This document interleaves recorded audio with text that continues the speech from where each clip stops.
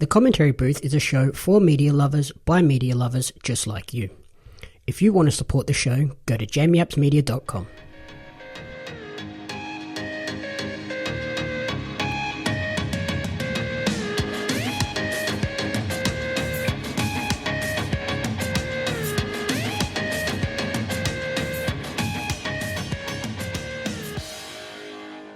Welcome to the Commentary Booth, the ultimate weekly entertainment recap and review show.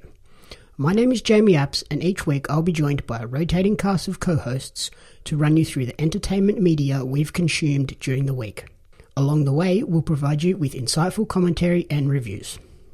This week, I'm joined by a DJ and music marketing executive at Tag Live. He lists his favourite movie as Donnie Darko, and has now decided that it's Parks and Rec for his favourite TV show. Welcome back to the show, Jaxon Carr. Hey mate, how's it going? I have to say though, thinking about what we're going to talk about today, you might have to change my favourite movie because I've just been reminiscing on how good Borat is, the original one, so I might have to change that for the next one, but we'll talk about that a bit later on. Very nice. How's everything going up your way? Yeah, good man. I DJ'd last night. Once again, it's kind of weird DJing to no one being able to dance, but it's a lot more, I think it's more fun now in a way because I get to play a lot of music that I like because I know people aren't going to leave. So like last night I played like a bit of like heaps like Mac Miller and like Valerie by Amy Winehouse, just like fun stuff that I enjoy because usually I do like 4 or 5 songs for the punters and then one for me, but now I'm like, you know what, I can just do what I want, like obviously within reason. I'm not going to play like Sandstorm at 9, but it's just fun. It's fun. Like, it's weird not seeing people dance, but it's also more fun for me these days. So, yeah, I'm enjoying it. How about yourself? How's everything going? Good. And, you got to admit, everyone loves a bit of Sandstorm, no matter what time it is. Yeah, I actually had someone last night ask for Horses, and that's my least favourite song to get requested. And I was like, oh, no, it's not really the vibe. And she goes, my boss just lost $1 million company. Can you play it? I was like, whoa, it's the first time I've heard something like that. But wow. Yeah. I don't know, because I play in the city and like it's Taylor's, so it's like all around like I guess like whatever people go into businesses. But I was like, $1 million company. I was like, why would you want to hear Horses? I'd want to hear like Juice WRLD or Death Cab for Cutie and just be sad. But each to their own, I guess. Each to their own, I guess. So yeah, you are still getting the people that come up and make the weird requests. Yeah, I can actually say to them now, I'm like, sorry, I can't take a request because you have to sit down. And they're like, oh, okay. So they go and sit down and like they write on their phone and show me. But I don't mind. I'm like, it's actually good to get requests again because I'm DJing again. Like lockdown, however long it was for, and I was just thinking, I was like, oh, I can't wait to get a request and it's fun. And yeah, I'm really enjoying it. So it's good to be back. Yeah, nice. Yeah, for me, it's all been much of the same. Still just working super hard, staying busy. Wanted to get out this weekend, but then the weather turned to trash. Yeah, the weather's like on and off. Like even before, it was like pissing down for like 5 minutes and then it stopped. I was like, oh, whatever. So yeah, like it's kind of sunny here, but I don't want to go anywhere and risk getting sort of halfway through a walk with the dog and then it bucket down on top of me. Yeah, even before I went for a walk to like a shop like 3 minutes away because I need to get a water pistol for my Halloween costume tonight. And in that walk, it started pissing down. Like when I was halfway through, I was like, Jesus, like that's only 3 minutes. So it's not very nice. But yeah, we went for a drive before to get some lunch. We're going to hit up the brand new Taco Bell in Albion Park. Oh, yeah, that's down there now. I saw that. Yeah, nah, we dipped out on that pretty quick when we saw the lineup.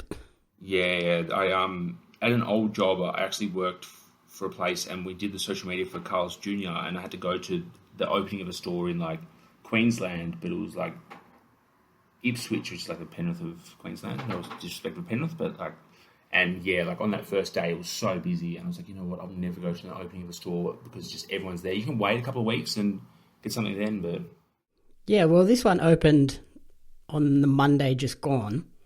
And it's still like the lineup to get into the drive-through was out onto the highway. There was people standing outside waiting to go in to order it, and we were just like, you know what? Macca's, 18 nuggets, 2 large fries, $8, done. Yeah, perfect. Like I guess because it's also a weekend now, so a lot of people have more spare time than during the week, but Let's go to Macca's. I saw at Macca's the other day, like I don't eat meat at the moment, but I saw they had like you buy the chicken palmy or the spicy burger, you get free chips and chips and drink with it. I was like, why would you spend like any more money when fast food have an amazing deal? So yeah, well, have you seen what Macca's have over the next 30 days? No. It's their 30 days of 30 deals. Oh. Beginning tomorrow, Sunday the 1st, their deal is 50-cent cheeseburgers. Oh. So maybe you might have to eat some meat this week. I haven't eaten meat for a while, but yeah. Like, also, to be honest, the way tonight's going, because we're having a Halloween party, I'll probably be hungover tomorrow. So, and I live, as we know, I live near Macca's, so might have to sneak out and get it, but let's see what happens, I guess. There you go, $2, 4 cheeseburgers, done. Yeah, perfect. Oh, amazing. So you have a Halloween party coming up?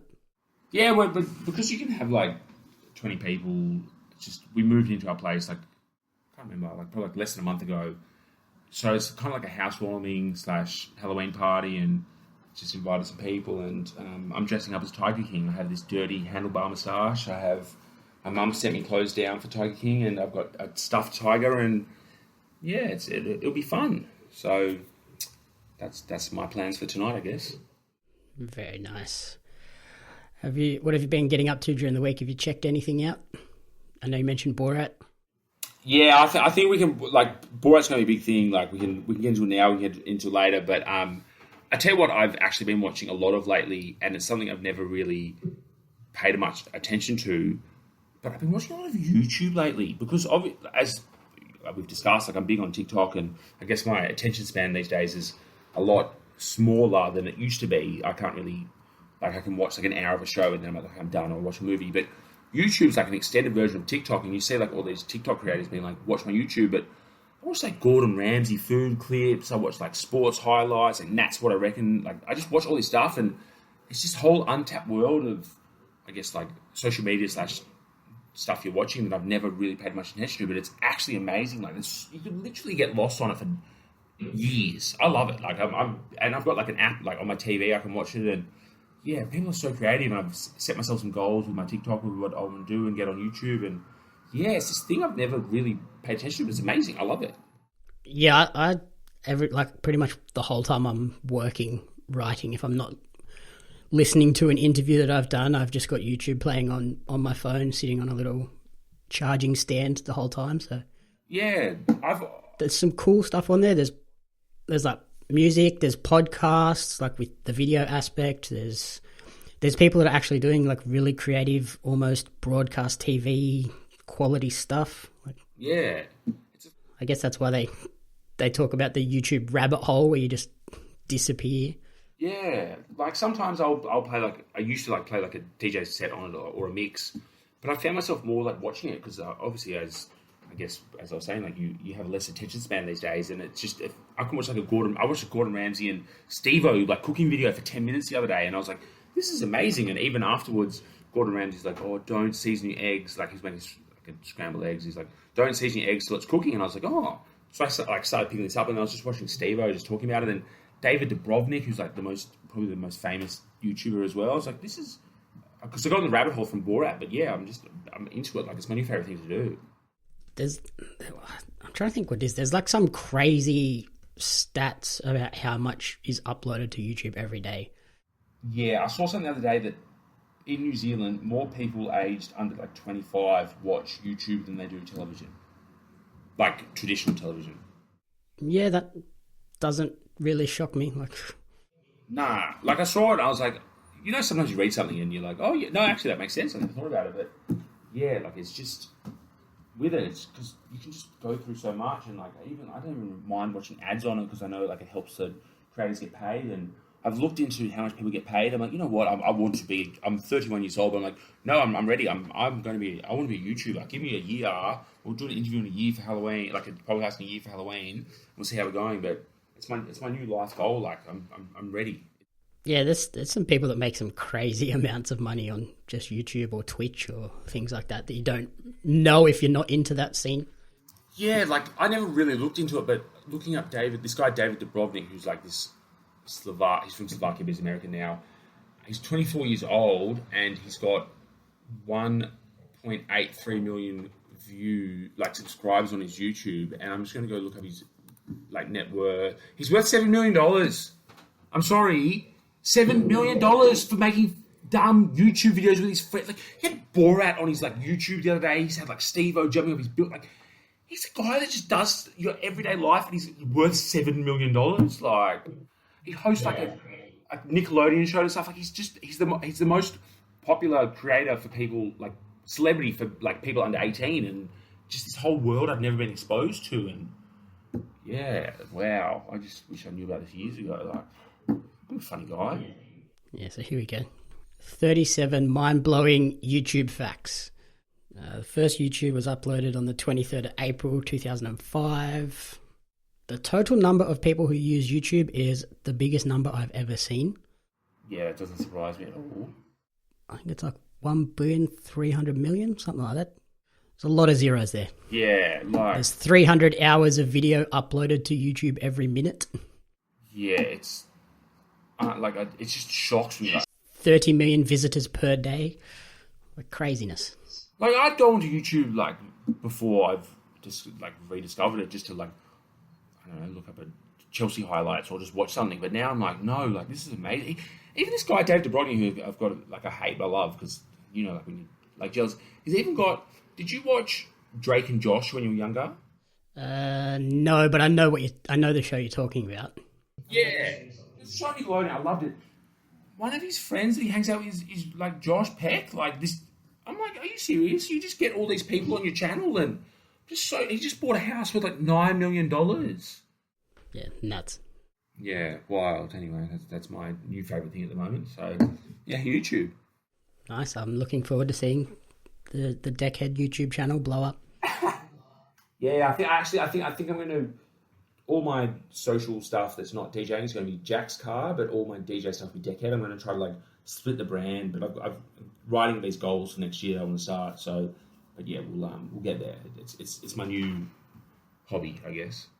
Yeah, I guess November, getting to November, it kind of is that time to start looking at 2021 goals. Just right off this year already. Let's move on. Yeah, because the reason I started thinking about next year is because I listen to music more than anything else. But Spotify, they wrap up their, on Spotify at the end of the year, they do their end of year wrap, that they stop collecting data on Halloween. So I was oh, you know what, I was thinking about my favourite song of the year, my favourite album, and I actually came up today with what my favourite song is. I knew all along what it was. The Difference by Flume. I've been listening to it since it came out in February or March, and it never gets old. I'm okay, that's my favourite song. And then my favourite album is the Kid Leroy's album, 17-Year-Old Kid from Waterloo. So, yeah, thanks to Spotify, I'm starting to think about next year and everything. So, I guess it's that time of the year. Nice. That is a stat I never would have realised it. That's when they stop it, but it makes sense that it gives them a month and a bit to collate all the data and work out everything. I was on Apple Music for years, and then I went to Spotify, I think, last year.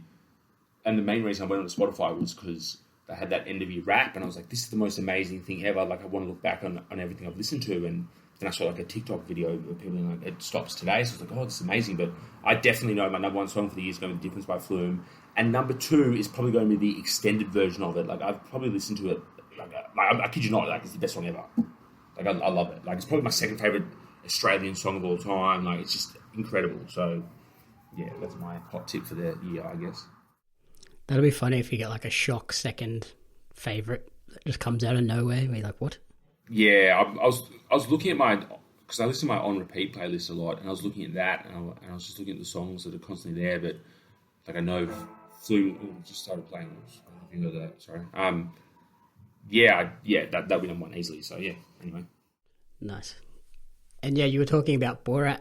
You checked out the new one? I have watched it 3 times since it came out last Friday. Wow, committed. When I saw the first one, it was 2006. I was at schoolies. I watched it twice in the movies and then watched it once after. So I saw it 3 times in a week, and I was no, I need to do it again. You know when they made a sequel to a movie 10 years later, and it's always a letdown, or you hear bad things? I thought Borat 2 wasn't as funny as the first one, but it was incredible about how clever it was and everything they did. And that his daughter, in inverted commas, should be nominated for Best Supporting Actress. Like, she was amazing. Like, she was phenomenal. And, yeah, it was... I loved it. It lived up to everything I wanted. And, like, not the funny-wise, but making you think and, like, looking at America. I loved it. Yeah, incredible. Yeah, I agree. It was not as funny as the original, but it's still, like, a great watch. And, yeah, the girl that plays Tutar steals the show for sure. Yeah, absolutely. Like, she was so good. And it was... Being a man watching it is probably very different to being a woman watching it. And I say that because the second time I watched it with Ali, who's a very strong, like, feminist, and, like, I obviously agree with everything she thinks about, because I love women, I support them. Like, my mum's my favourite person in the world. But she fell asleep before the ending, and I think she didn't enjoy the movie as much as she could have if she would have seen the ending without giving too much away. But that ending and how they, like, changed everything with, like, Kazakhstan and stuff, and yeah, it was just like a perfect movie. It was, and how the fact that everyone obviously knows who Borat is, and he could still get away with certain stuff, and then they even addressed the fact that him walking down the street, he'll get recognised, and then when he was in the costume shop, and the guy's like, "This looks like you." Like, Sacha Baron Cohen's a genius. Like, I love him.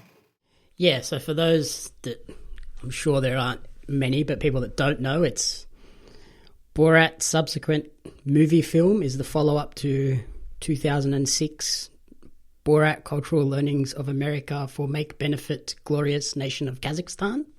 Holy dooly, that's a mouthful. And it stars Sacha Baron Cohen as the Kazakh journalist Borat Sagdayev, who we, in this film, learn his middle name. Yeah, Margaret or something, wasn't it? Yeah, Borat Margaret Sagdayev. Yep. And yeah, so it was it was weird though, like they only officially announced that it was even being made in September and then dropped the film on the 23rd of October. So they did that surprise release. Yeah, I never knew what was happening, and I saw... It was ridiculous. I even saw, like, a TikTok video of someone in LA driving and filming Borat filming, and I was like, what is this? Is this like a Saturday Night Live skit, like a skit? And then when I found it was coming out, I was like, this is incredible. Like, I was... For them to be able to keep that so secret was really well done. Like, that doesn't normally happen.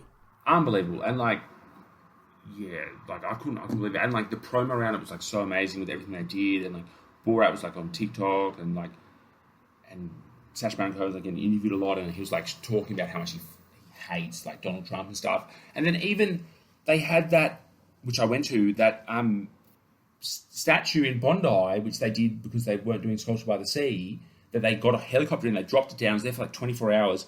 I was so hungover that Friday morning because of my day off, but I still got out. Like, nothing gets me out of bed. Like, I'm sorry, we were supposed to record today and I had some problems last night, whatever, but I pushed it back for this afternoon.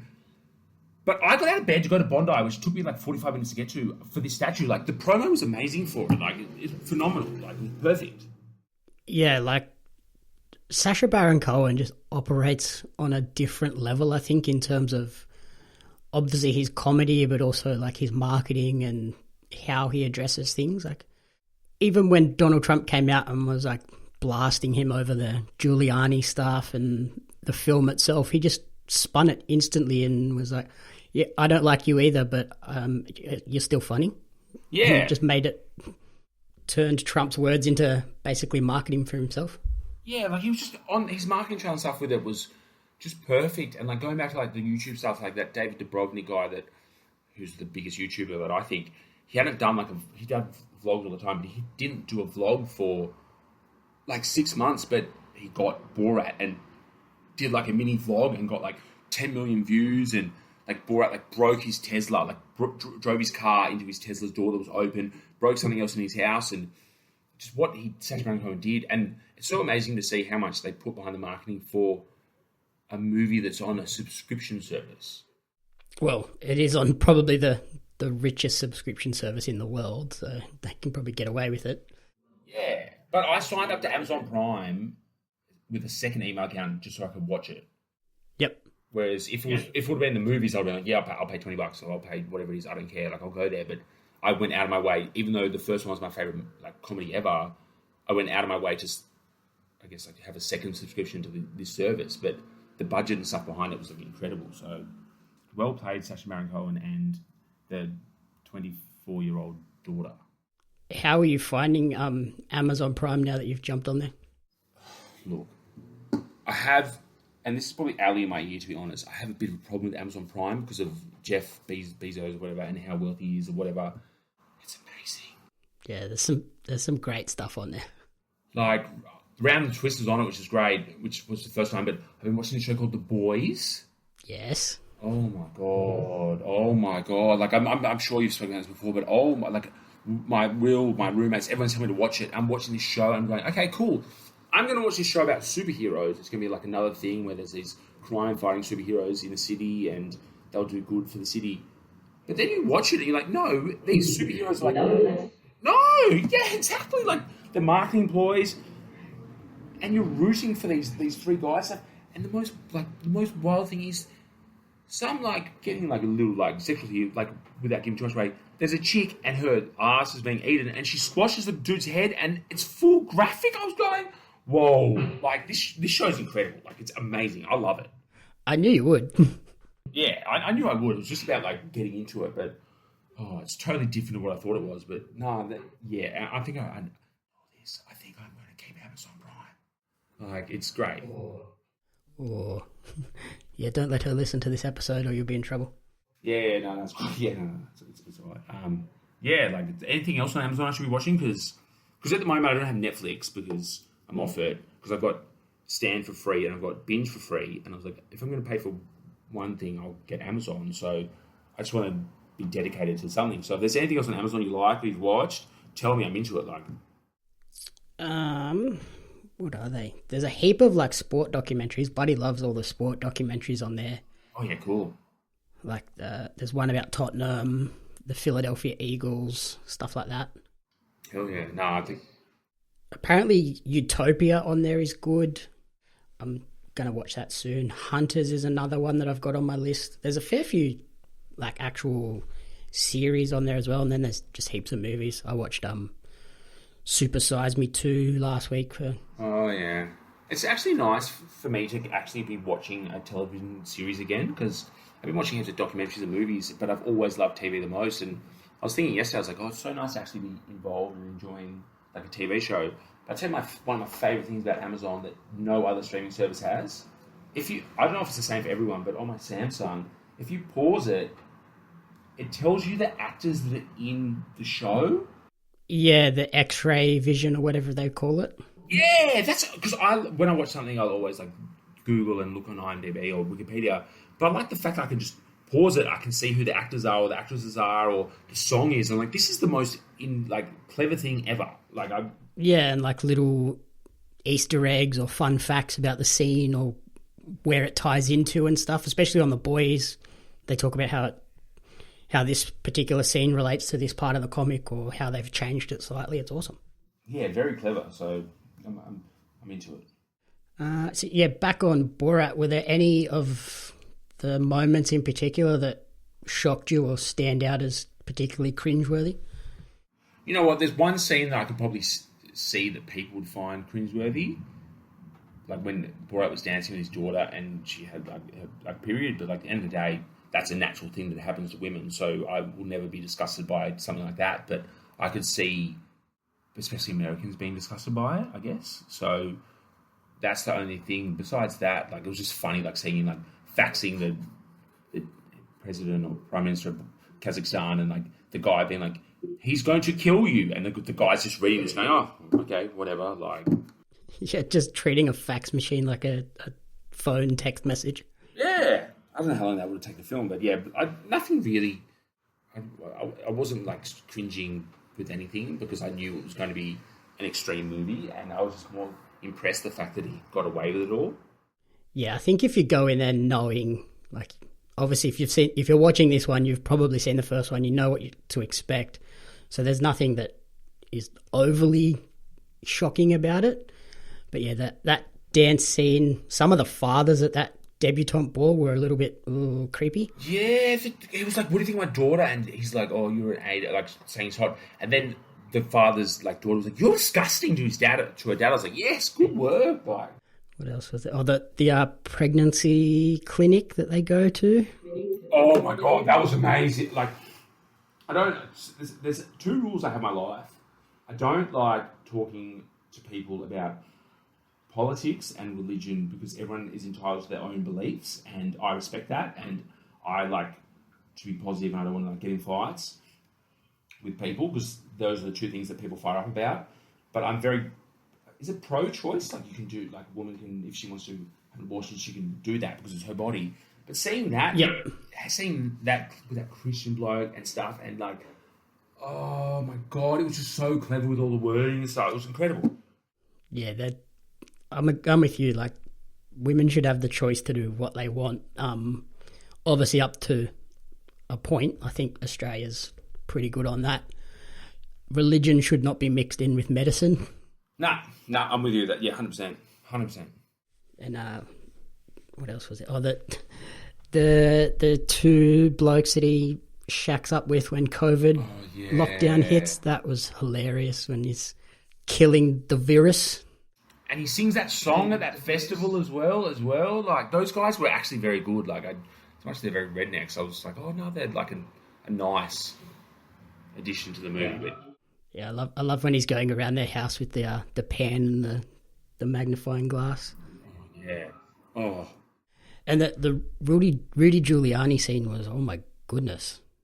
Yeah, like, to be honest, though, it wasn't as bad as I thought it was, and because I've watched it a few times, I kind of noticed something that she did to him to, I guess, like, entice him to do what he did, if that makes sense. But he shouldn't have done it, but, like, she kind of, like...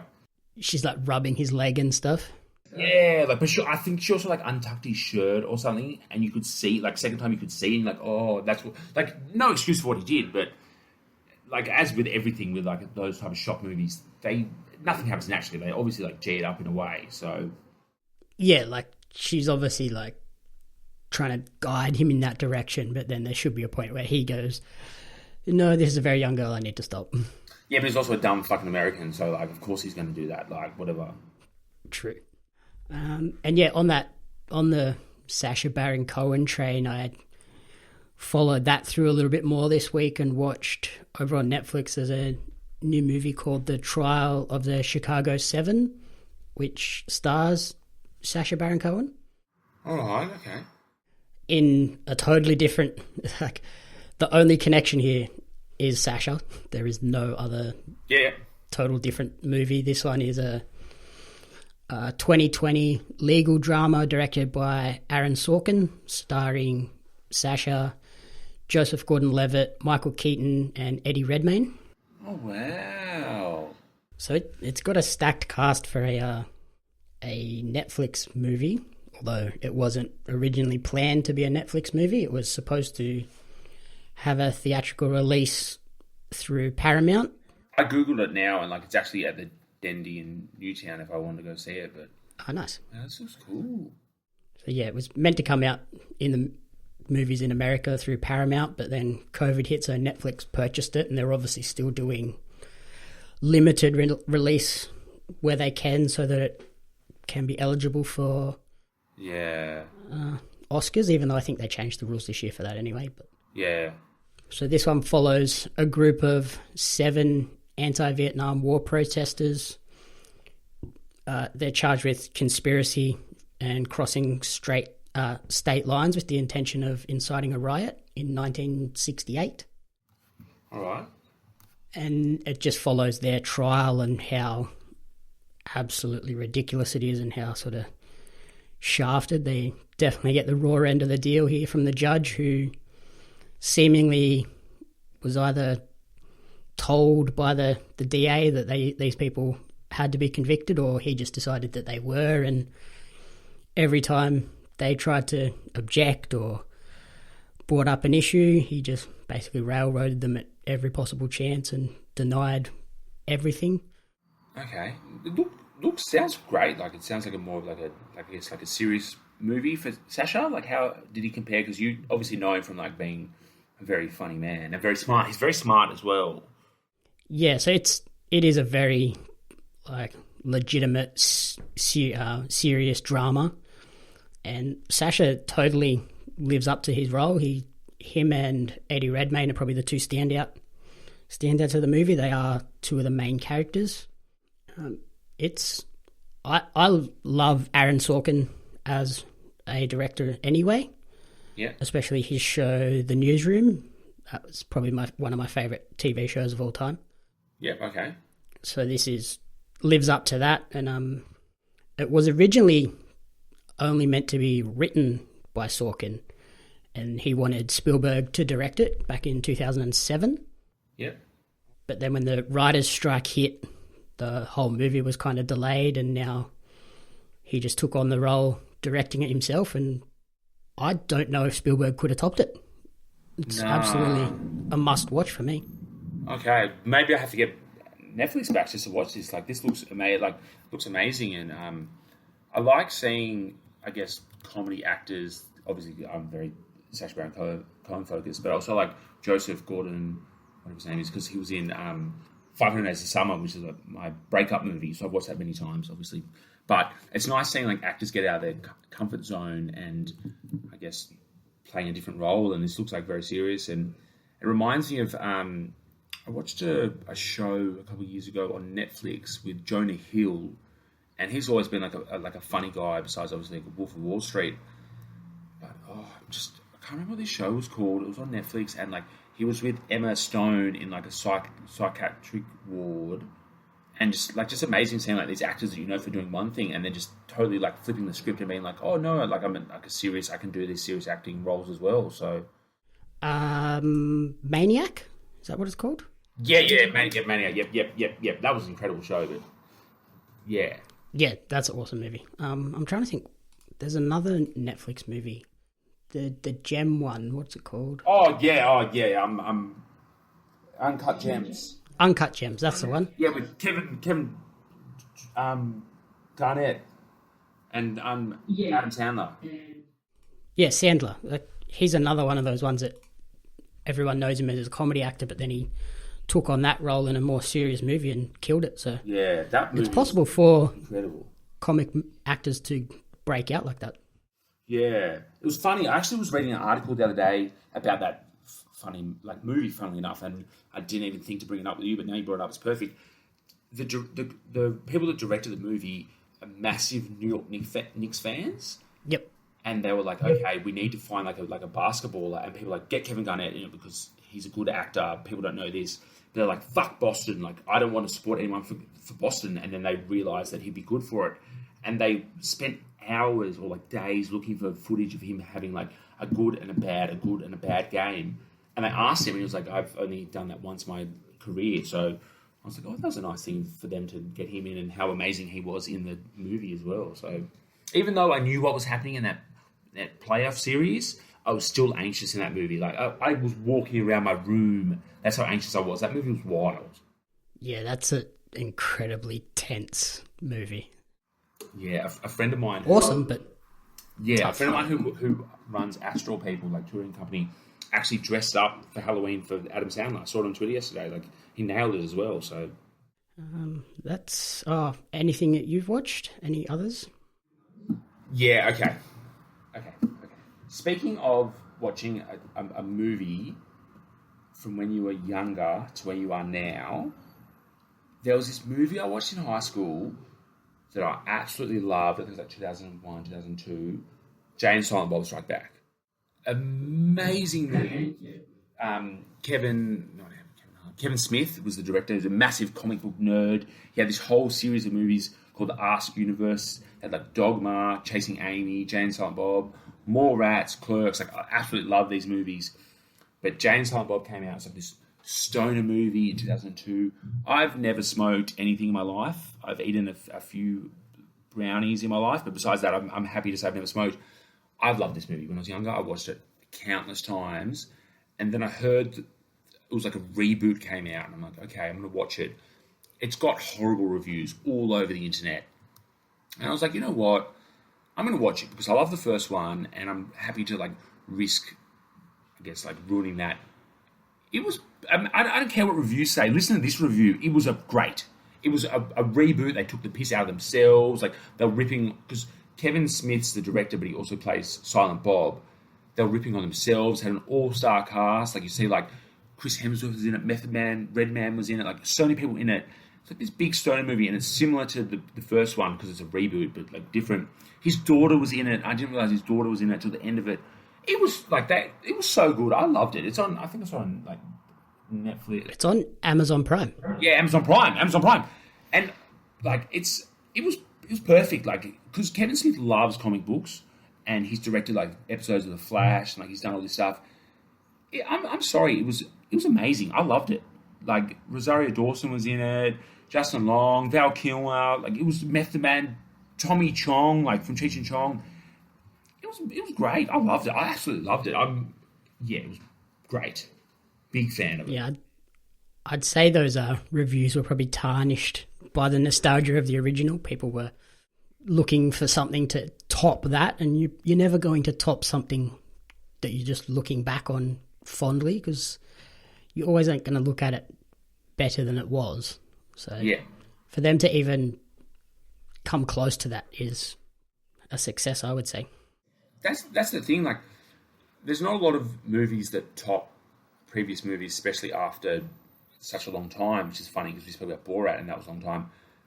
But that was amazing. Even, like, the only movies that I can think of that every single one was as good as the previous one was Toy Story. Those 4 movies I loved. Even the 4th one got bad reviews, but you know what? Don't listen to reviews. Just listen to yourself, and if you want to watch something, just watch it. Like, even if it goes for an hour or 2 hours, you waste a lot of time in your life anyway. So just give it a go, and if you don't like it, just turn it off. But this was a big yes for me. I was very happy with it. Yeah, that's it. I think people get stuck thinking that they have to complete something. Like if you want to watch something, watch it, and if it doesn't grab you in the first 20 minutes to half an hour, don't waste another hour and a half, 2 hours on it. Just leave. Yeah, and if you're not in the right headspace... If you're watching it at home, it's fine. You don't lose anything. Yeah. Do something else. Like, even if, like, I'll watch... Because I've got a lower attention span these days, I'll watch one episode of The Boys, and then I'll watch, like, another 20 minutes, and I'm like, you know what? I'm going to have a break now, and I'll just do something else in my day, or, like, whatever.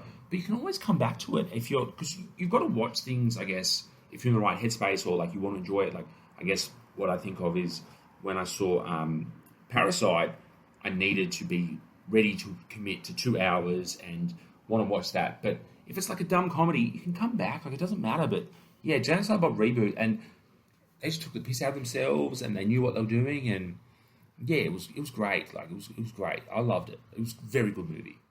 That's another key with those sort of movies. They have to be self-deprecating and self-referential. They need to know what people say about it, what was funnier the first time. Let's joke about that. Let's not try and be serious about it. Like, we know it was a stupid movie to begin with. Let's just amp it up. Even the first one, they took the piss out of themselves as well. Like, they did it because the whole premise of the movie is Jay and Silent Bob are inspired for these characters called Bluntman and Chronic. So Jay and Silent Bob's life is mirrored by that, and they just take the piss out of themselves in the first one and the second one, and then even the second one they were like, why the hell would people watch like a reboot of a movie 14 years later when they like the first one, but the second one's going to ruin it? And then all 3 of the actors looked at the camera, broke the 3rd wall, and they were like, and you're there going, oh, like it's funny. They know what to do, and Kevin Smith's amazing. Like, I love him. Like, he's great. Yeah. Speaking of your YouTube stuff, if you search Kevin Smith Kind of Funny, he does a podcast with the Kind of Funny crew, a heap of guys that I watch consistently, and it's an awesome episode. I'll be honest right now. I only listen to one podcast, and that's this one. I very much like the music more, but I think I need to get into podcasts more because it's very informative and you can listen to it. But yeah, like I'll check this out. But I guess now I'm watching YouTube and seeing all this kind of stuff. I'm ready to evolve, become a new Jackson and watch this kind of stuff. But yeah, I'm looking at it now like, yeah, this looks good. Yeah, it's just him talking about like his career and how he got into making movies. And this was right when it's a whole heap of guys that left IGN, the games website, to go and start their own thing. And he's basically just like, just go for it. Like, Yeah. the worst thing that can happen is it fails in 6 months and you just go back to the other job. Like, Yeah. You miss 100% of shots you don't take, so just give it a go. Yeah, cool. No, cool. I'll check this out for sure. okay, and then the last thing I watched this week, they dropped episode 1 of season 2 of The Mandalorian on Disney Plus last night. Yep, okay. Much of the same. Still feels like Star Wars. It's an hour episode, which was a bit slow, and it felt very reminiscent of episode 1 from season 1. Yeah, okay. So it was fun and predictable, but I loved the little Easter eggs and teasers sprinkled throughout, because it's the Mandalorian series is set in the time period after the original trilogy. Yep. And in between this latest sequel trilogy. Okay. So you'll see in this episode, you see a part of Anakin's pod racer. Oh, cool. You see Boba Fett's armor, and then at the very end they tease that Boba Fett may be coming to the series, which makes sense considering as it's called The Mandalorian and Boba Fett is a Mandalorian. So it's a fun show. Season 1 definitely had some low points. There's probably a few episodes in there that you could skip. I'm sure if you search around on the internet, there'll be a thing that suggests that these are the half a dozen episodes that need to be watched, and here's the ones that can just be cut. Yep. Which could probably make it a much better show, I think. Is this the show that the world's, in my opinion, greatest director, Taika Waititi, is involved in? Because I will watch it because I love him so much. I am pretty sure he was involved in season 1. I'm not sure if he is involved in season 2. Yeah, okay. Because I love everything he does, and funnily enough, to bring her up again, because she's not going to listen to this, it doesn't matter. Ali's working on the next Thor movie that he's directing, and she has to do all the COVID tests. That's her job. She's going to meet him, and she's going to meet Chris Hemsworth. I'm like, are you serious? Like, get me involved. Like, I want to meet them, but yeah, I think he's just hilarious. But they started filming it. The production started on Monday for that. Hot tip. Very nice. So she's allowed to actually talk about that now? I don't know. Yeah, now it started, I guess. I was going to say, please find that out. I don't want to go breaking any embargoes for her and get her in trouble.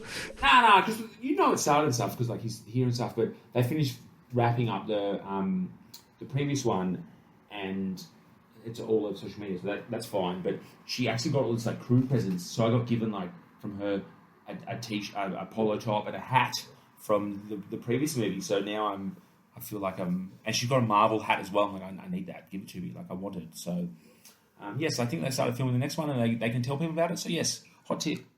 Very nice. Hopefully they have some sort of staff and cast party that you get dragged along to meet those people.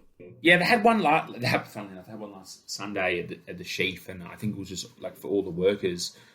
She messaged me, I love you, Ali, before I say this. She messaged me 10 times in an hour asking where I was, and I replied, me being a simp, I replied within 30 seconds saying I'm here, but she kept on messaging me, and then the next day she was like, did I go to Lyndon's house? I was like, yeah, yes, you did. So they very much enjoyed their staff party. Good job, Ali. Yeah, well done. And you had one other thing on your list that you've been watching that definitely feels like a Jaxon show. Oh, yeah. So my mum, actually, I completely forgot to talk about that. I even wrote notes for today and I didn't write that down. So my mum, who I love a lot, she's my favourite, I'm Big Mummy's boy. For years, she's like, you need to watch this show called Gruen. And I was like, no, I don't really want to watch that, because I was just being stubborn. Funnily enough, once again, Ali, because I think my second day with Ali, like I took her to watch Gruen. If you're into marketing or advertising or just general, I guess, things that's going on in the world, you need to watch Gruen. It is incredible. Like, Will Anderson is amazing. Like, the people that's on this show is, like, incredible. And they just basically look back at, I guess, like, all, like, advertising and marketing that's happening over the previous years. So, like, they've taken the piss out of Ooshies, they've taken the piss out of like TikTok. On the week before, they were like talking about like Bunnings and how like Bunnings is like this multi-billion-dollar company, but people don't see it that way, and how much like sausage sizzle is part of their brand, and it's just amazing. Like for someone that works in marketing, like I watch it and I laugh and I enjoy it, and yeah, it's just it's very informative of what's going on in the world around you, and it's on ABC, and yeah, it's great. They only do like 6 or 8 episodes, and it's always on ABC iView. But yeah, if you're interested in what's happening around you, you should definitely check it out. Yeah, I can totally see why you were sort of hesitant to watch it. Like, work in marketing all day and then go home and watch a show about marketing. Like, I can see why you wouldn't want to do that. Yeah, and they get guests on the show as well, and I think one of my goals was one day I'd like to be on the show as well and just like talk about things, and they like break down stuff, and like even like with the Bunnings, they found the guy that wrote the Bunnings jingle that you hear on all the songs. Yeah. Or the ads. I hate that bloody jingle. Yeah, but the first thing the bloke said was, I knew this day would come, and I was like, oh, funny, but yeah, great show, and like it crossed a lot of borders, and they also do a thing called like The Pitch, which they get like 2 advertising agencies to like go for and against a thing. So I guess like one of them was yeah, they pitch like crazy products or something, don't they? The advertising for some sort of wacky product. Yeah, so and Todd Sampson, who's on it, who I think is one of the greatest guys ever, he always wears like very like t-shirts that obviously people are going to read, and it's about like he'll do like Black Lives Matter and stuff, and then they always like the host like clash and stuff. But it's a great show. Like it's very, as much as I don't really like, as you were saying, like do marketing stuff outside of my day. It really helps with me and my brain, and yeah, it's great. Big fan of it. Yeah, I remember I used to watch it when it was on ABC, like proper. So yeah, I love it as well. It's one of those shows where you're just like, wow, I didn't realise all of this stuff went into selling me a cheeseburger or whatever. Yeah, like even like when we went there, like it was interesting to watch it, and then just what they speak about and stuff. But it just goes to show like how much goes into a 15-second ad you see on TV, and they were even talking about how like the ads are different on like TV to print to social media, and yeah, it's just great. So if you need to stimulate your brain and you want to support Australian television, watch it. Yeah, on that front, I would recommend watching Super Size Me 2. Okay. Because it's all about the marketing behind chicken restaurants and chicken burgers and just chicken in general. Yeah, of course. How it's marketed as this super healthy alternative when most of the time it's not. No, actually, it just reminds you of like Subway. Back when we were younger, they were advertising Subway as like the most healthiest place, and they had that pedo there. But in Ireland, their bread is not called bread because there's too much sugar in it. Like, it's not healthy. Like, it's... Yep. Yeah, Subway is not healthy. It's just carbs and sugar. I mean, sandwiches are my favourite food in the world, so I don't mind going to Subway as much as my options are now limited because I don't eat meat. But yeah, it's not a healthy thing. Like, and out of all the fast food restaurants, they offer the least. Like Macca's, you get good deals. Hungry Jack's as well, like KFC. But Subway, it's just back then you used to have $7 subs, but now not anymore. Yeah, this is the menu. Deal with it. They very rarely have special bonuses or bargains. So out of all those things that you've watched this week, what is your top recommendation? Look, I want to say everyone because they're all amazing, but... Yeah, you got some good ones this week. Yeah, I know, right? I was like wrote all these notes, like, oh, you have done well this week.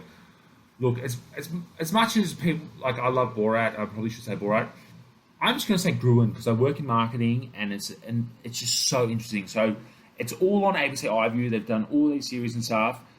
If you're interested in the products that's being sold to you, because every time you walk around, you're sold products. Even you walk past someone, they're wearing an Adidas top, you're being sold products. Watch this show because it's very informative. Absolutely. Gruen changes the way you look at everything.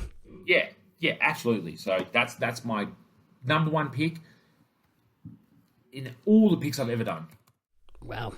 So yeah, for me, it is the trial of the Chicago 7.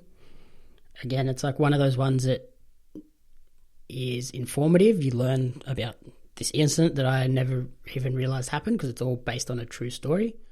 Aaron Sorkin, incredible director, and it's just great seeing Sacha Baron Cohen outside of his typical comedy roots playing a serious role and nailing it. Yeah, awesome. I'm actually going to get Netflix back and I'm going to watch that because it sounds like right up my alley. So, okay, so thank you everyone for listening to the commentary booth. If you enjoyed the show, please remember to rate, review, and subscribe. You can follow me on social media at JamieAppsMedia, and you can follow Jaxon on Twitter at Deckhead. Awesome. Thank you. Another fun episode. The Commentary Booth is a fan-funded production of Jamie Apps Media. You can support the podcast alongside our magazine Jam Zine over on Patreon at patreon.com/Jamie Apps Media. The following people supported at the Jam publisher level or higher, and you cannot fathom how incredibly appreciative we are for their support. Brian and June Hart, Courtney Paulson, Tracy Apps.